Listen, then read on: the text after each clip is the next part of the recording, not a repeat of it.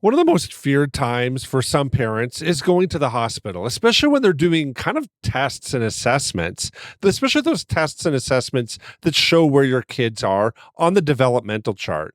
For some of us, those meetings and appointments are really a dark place. It causes us to wonder if we're doing things right, if we're feeding our kids well enough, and even if we've stimulated our kids' minds well enough for them to move on to the next grade or be considered at an average state. Well, today, the Celebrate Kids podcast, in this daily segment, Face in the Dark, Dr. Kathy's going to talk through this a little bit, especially in light of what many are saying is the COVID pandemic or digital media that's really impacting how kids today are developing compared to previous generations. And should we be alarmed? We're going to turn now to Dr. Kathy Koch for some insight. Don't be afraid of the dark. Be careful with stars. Not every light is gonna guide you, baby. Not every light is gonna guide you. So, Dr. Kathy, some speech pathologists are noting that in middle school range of age, we're seeing an increase in the fear to interact with others, a fear of going out, and seeing other people and being in social situations. These doctors are also, inside of that, noticing a rise in referrals for attention difficulties, language disorders, and communication skills. They've doubled since the pandemic. Many of those referrals are for kids under 12 years old. You know, Dr. Kathy, many of these kind of reports on this trend right now that's happening for kids under 12 are being explained by how COVID-19 has impacted kids and how the use of screens also delays speech development and kind of calls kids to be insular. Now, we have 8 kids, so you know that we've gauged our kids kind of against each other and have had soft ideas that some were developing quicker than others and some were a little bit slower in their processing.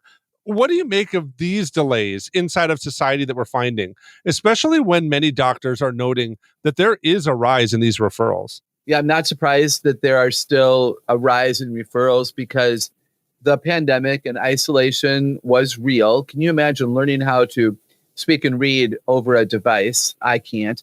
And then you add masking to that, where children were not able to see a parent's or an older sibling's mouth moving, and they didn't have their mouth observed. And so a parent or a teacher wasn't able to correct the way that they even had the tongue on the roof of their mouth. I remember having to do that with second graders who had a speech impediment of some sort.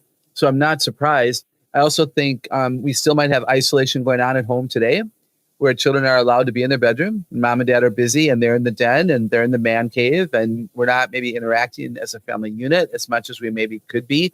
Busyness can be make it difficult to have longer conversations where kids develop their language and their understanding. I also wonder if I would be brave enough to say that I think there are parents who are quick to diagnose with a doctor. Now, I'm a fan of getting pediatricians and even therapists involved when need be, but could parents take on some of this themselves by simply talking more to their kid, by helping their kid, by correcting their kid? We don't always have to turn to professionals. I wonder if that could be something that's going on here. Yeah, I wonder too, Dr. Kathy, especially because there are seemingly, a lot of benefits when we look at how kids are developing. It's an important kind of benchmark for us. Every kind of where we go, it feels like there's that benchmark. Our teachers assess it. They assess how kids are doing and how they're progressing. Our doctors assess it. There's just a lot of assessment on development. And some kids, especially those that might be, shorter in stature, or they might not necessarily have the smarts that thing is testing, they could feel a little bit like they're underdeveloped or feel like they're kind of not as worth and they're not worth as much inside of some of those contexts. Are these developmental kind of benchmarks a benefit? Are they a curse? Is there some kind of, caveat that we should have with some of these developmental timelines like this? Or do we kind of just chalk it up like some of the reports are and say, yeah, kids are behind because of COVID and screens. And so they're kind of just out of luck. This is what this generation's been handed. What are your thoughts here? Yeah, it's really interesting. There is a benefit to developmental charts. I know as a teacher of second graders, again, that it was advantageous to know that, by this age, this would be kind of the norm.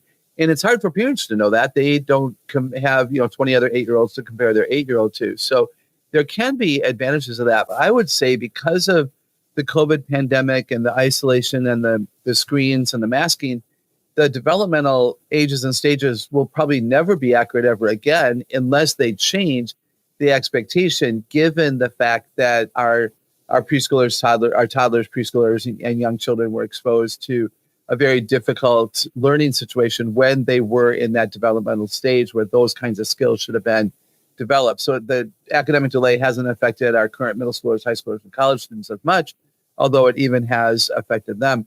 And I would say to anybody listening that it is a developmental chart that, it's just one way. Like we know that not all 12-month-olds walk. No, and some walk at 10 months, some walk at 14 months. And we don't call the ones that don't walk until they're 14 months old slow. We don't call them delayed. We assume that there's just something going on and it's all okay because we know that it'll be okay. Another more important illustration might be that if you're raising boys, they almost always read later in life than girls. But by the time they're, third, fourth grade, they've all caught up. And so it's not something that we have to be all anxious about. Yeah, Dr. Kathy, I think that's helpful to think through that. I want to ask you this to close. You've kind of touched on this a little bit already, but parents can feel the weight of their kids performing in school, in church, with their family members. There's the constant, right? Like, hey, make sure you look your uncle in the eye and say thank you. And there's kind of a lot of these things that oftentimes are a little bit of a benchmark for development or, processing how they should act in different social environments. What would you say to parents who have kids that have maybe some of these delays or they're not quite, sharp in that moment? What should they watch for? And what's the best ways for parents to engage kids when they might have a little bit of a delay or might not see that something should be done? Yeah, I love your heart. I would say, is it consistent? So is your child behaving in a quote unquote delayed manner across the board? Or is it only that uncle that he didn't make eye contact with? And maybe he has a negative reaction toward that uncle. So I'm a big believer in you look for consistency, you look for patterns across the board. Are they respectful with one set of grandparents and not the other? Then that set of grandparents hasn't been as kind and loving toward them, and they're a bit skittish and scared, and so they're going to hide behind your skirt with that set of grandparents. You notice they don't do it with the others, then they're capable of it, choosing not to do it, and actually that might be wise. You might not know what has happened in that relationship. So look for consistency. You can look for the type of people, the age of the people, the time of day even. Do they whine and complain only during math, or do they whine and complain, all day long, as you're looking to see, is there something going on here? I also think it's really important to ask, if you're married, does the mom have the same opinion of the son as you do? And would a teacher believe the same thing as you do? So getting other people's opinions can be really important. If you do have a child who is delayed socially, emotionally, intellectually, physically, then your role as a parent is to advocate for that kid and to protect that kid. So if you have 3 kids and oldest, middle, lower, the youngest behaves differently, it's your responsibility to talk to babysitters, grandparents, aunts, uncles, maybe even siblings, and say, hey, he's not stupid, he's not bad, he has a bit of an academic delay, or he's a bit clumsier, so we don't ask him to do as much athletically. If he wants to sit with us at the park rather than go climb on the slide and swing on the swing set, we're not going to make him do that today if he doesn't want to. We know it'll be good for him because that's how he's going to overcome maybe the clumsiness, but we're not going to make him do it in front of a peer group because we love him so much. We're going to protect him from being embarrassed. So I think that's a really important lesson for us, is that we advocate and we speak the truth about children to those who deserve and need to know it. As Dr. Kathy was talking today, it reminded me of a passage that comes out of Isaiah chapter 1. I'm going to begin reading at verse 16. Wash and make yourselves clean.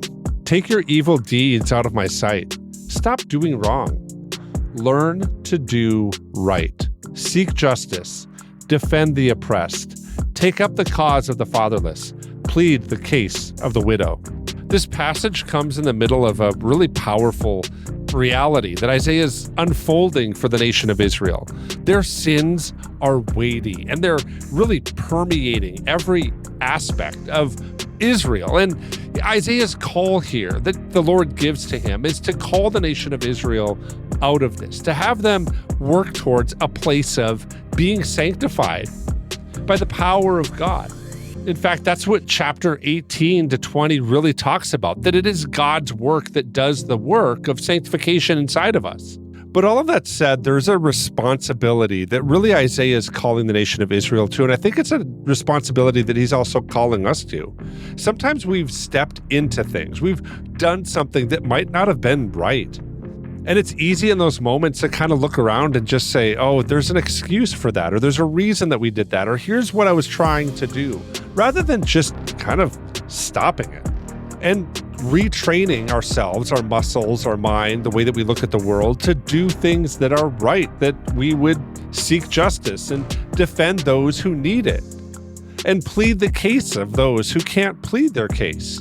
And I think sometimes when we look at our kids, especially those that are struggling with development, the greatest thing that they don't need oftentimes is answers. It's more somebody to walk through this challenge with them, to kind of stop looking around and putting a blame on something and really to start to step in and give perspective or understanding or walking with somebody to help them have the courage to face today's challenge. I think that's what God's calling Israel to here in this passage. And I think it's also what he's calling us to. And I hope that's an encouragement for you as you look forward to your week. I want to thank you for listening to the Celebrate Kids podcast in this daily segment, Face in the Dark. On behalf of Dr. Kathy Koch, my name is Wayne Stender, and I'm so glad you're joining us this week, and I'm looking forward to seeing you here again tomorrow.